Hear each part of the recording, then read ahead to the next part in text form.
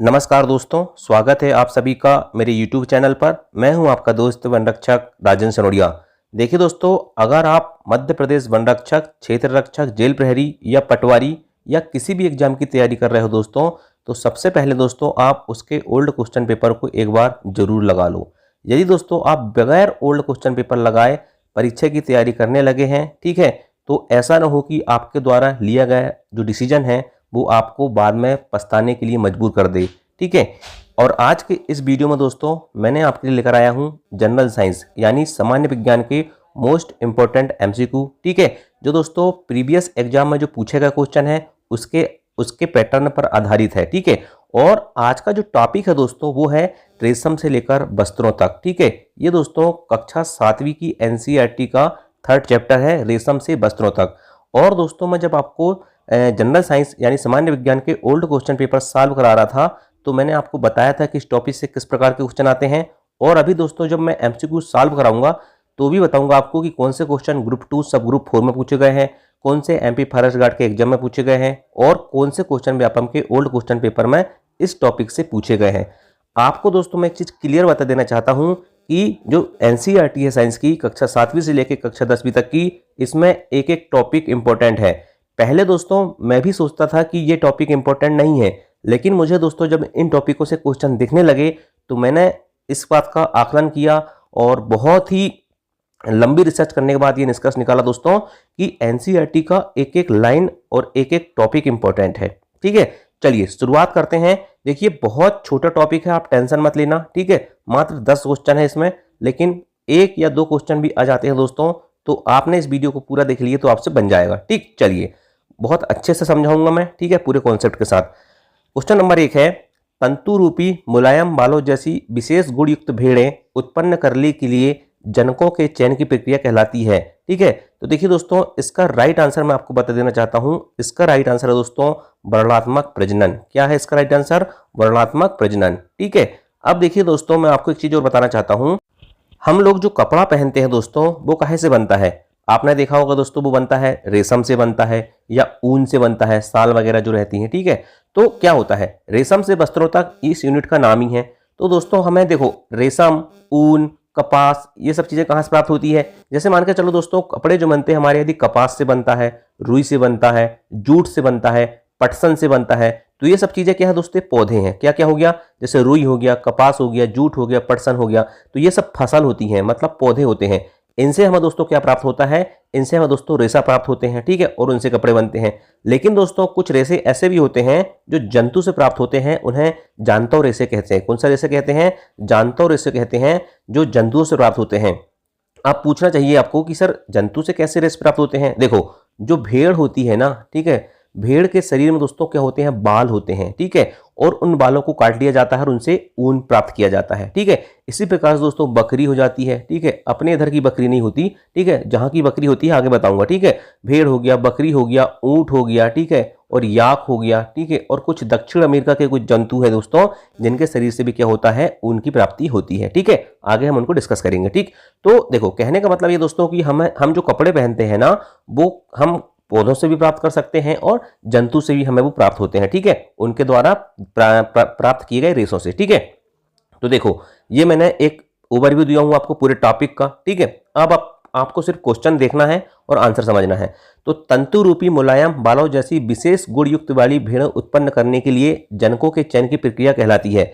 तो देखो दोस्तों तंतु रूपी मुलायम जैसी विशेष क्या होता है दोस्तों? जो भेड़ होती है ना, ठीक है, भेड़ के शरीर में जैसे हमारा शरीर है तो हमारे शरीर में देखा ना दोस्तों जो दाढ़ी मूछें होती है ना, मूछ तो नहीं कहूंगा लेकिन दाढ़ी, जैसे हम शेविंग कराते हैं दोस्तों तो देखना वो कड़ी आती है। क्या आती है? दाढ़ी जो होती है कड़ी आती है। लेकिन हमारे हाथ में जो बाल होते हैं दोस्तों वो नरम होते हैं।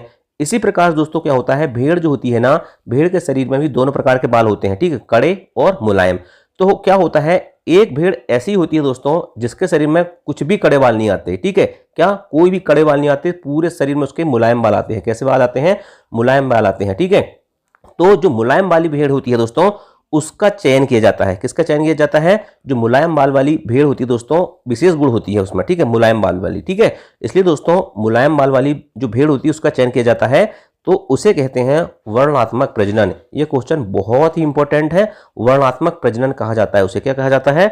वर्णात्मक प्रजनन, ठीक है। चलिए अब देखिए दोस्तों, ऊन प्रदान करने वाले जंतु कौन कौन से होते हैं, ठीक है, मैं आपको बता देना चाहता हूं। ऊन प्रदान करने वाले जंतु हैं, एक तो हो गई भेड़, दूसरी हो गई बकरी, तीसरा हो गया याक, चौथा हो गया कश्मीरी बकरी, ठीक है। इसके अलावा दोस्तों लामा और एल्पेका जो दक्षिण अमेरिका में पाए जाते हैं दोस्तों, इनसे भी क्या होता है, ऊन प्राप्त किया जाता है, ठीक है। एक चीज आपको बता देना चाहता हूं दोस्तों, जो बाजार में सबसे ज्यादा ऊन देखने को मिलता है वो भेड़ का होता है, ठीक है।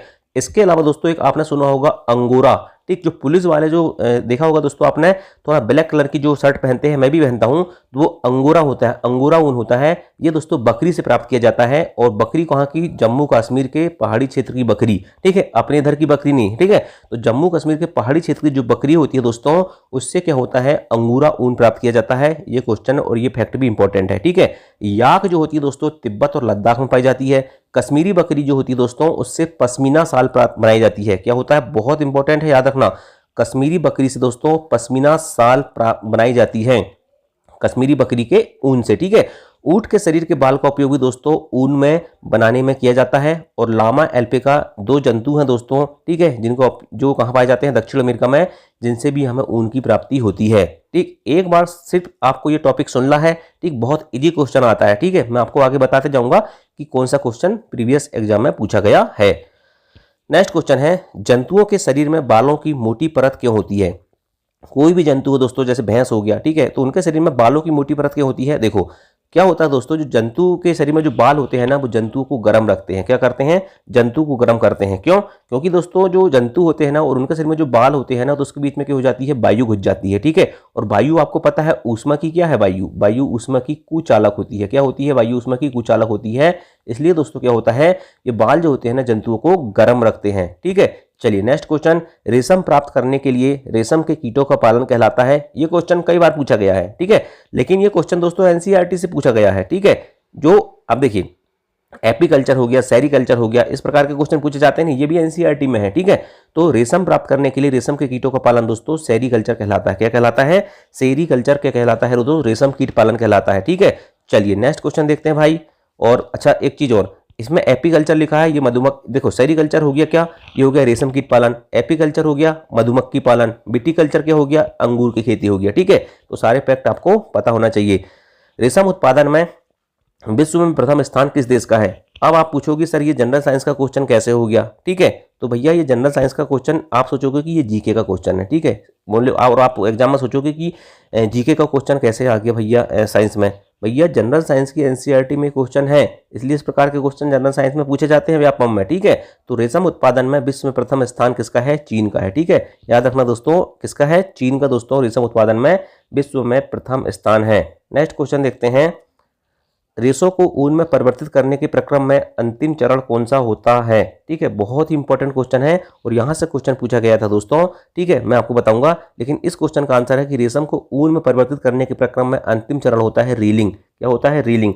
देखो दोस्तों टोटल 6 चरण होते हैं, ठीक है, मैं एक एक चरण के नाम लिखते जाता हूं, ठीक है, और आपको बताते जाऊंगा कि इसका मतलब क्या होता है, ठीक है। सबसे पहले होती है दोस्तों ऊन की कटाई। क्या होती है, ऊन की कटाई, ये क्वेश्चन पूछा गया था, ठीक है, ऊन की कटाई।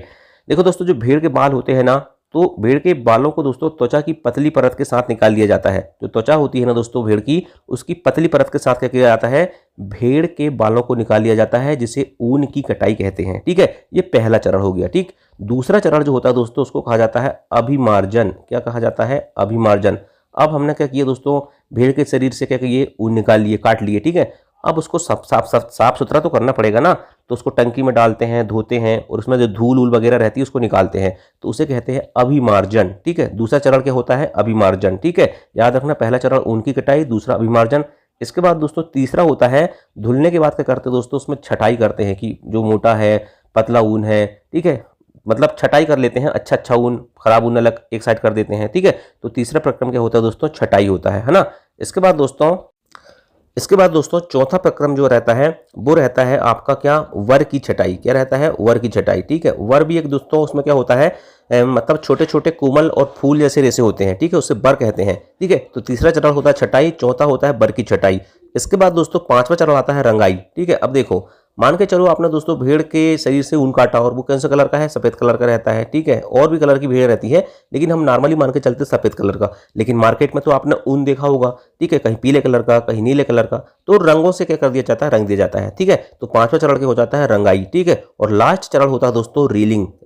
रील बनाना, जैसे नाम से स्पष्ट है रीलिंग, रील बनाना मतलब दोस्तों क्या किया जाता है, उसको सीधा किया जाता है और लपेट कर धागा बना लेते हैं। ठीक है, तो इस प्रक्रिया को क्या कहते हैं, रीलिंग, रील बनाना। ठीक है, तो रीलिंग होता है। ठीक, चलिए आप समझ गए, ऊन रेशों को ऊन में परिवर्तित करने के प्रक्रम में अंतिम चरण क्या होता है, रीलिंग होता है। ठीक है, चलिए नेक्स्ट क्वेश्चन है, सोटेर्स रोग का कारण है। ठीक है, सोटेर्स रोग का कारण क्या होता है, बहुत इंपॉर्टेंट क्वेश्चन है दोस्तों, याद रखना। एंथ्रेक्स नामक जीवाणु जो होता है सोटेर्स रोग का कारण है, ये एनसीईआरटी में लिखा हुआ है। ठीक है, इस यूनिट में, है ना।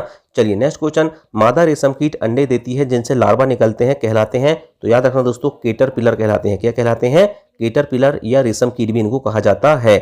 नेक्स्ट क्वेश्चन है, शहतूत का वैज्ञानिक नाम क्या होता है, तो याद रखना दोस्तों शहतूत का वैज्ञानिक नाम होता है मोरस एल्वा। क्या होता है, मोरस एल्वा या अल्वा। ठीक है, मोरस एल्वा। ठीक, नेक्स्ट क्वेश्चन देखते हैं, रेशम फाइबर कितने प्रकार के, रेशम फाइबर किसके बने होते हैं, तो याद रखना दोस्तों जो रेशम फाइबर होते हैं ना, ये बने होते हैं प्रोटीन के। किसके बने होते हैं, रेशम फाइबर प्रोटीन के बने होते हैं। नेक्स्ट क्वेश्चन देखते हैं, रेशम कीट रेशम के रेशों को एक आवरण बनाते हैं, जिसे क्या कहते हैं, तो याद रखना दोस्तों रेशम कीट जो होते हैं रेशम के रेशों का एक आवरण बनाते हैं, उसे कोकून कहा जाता है। क्या कहा जाता है, कोकून कहा जाता है।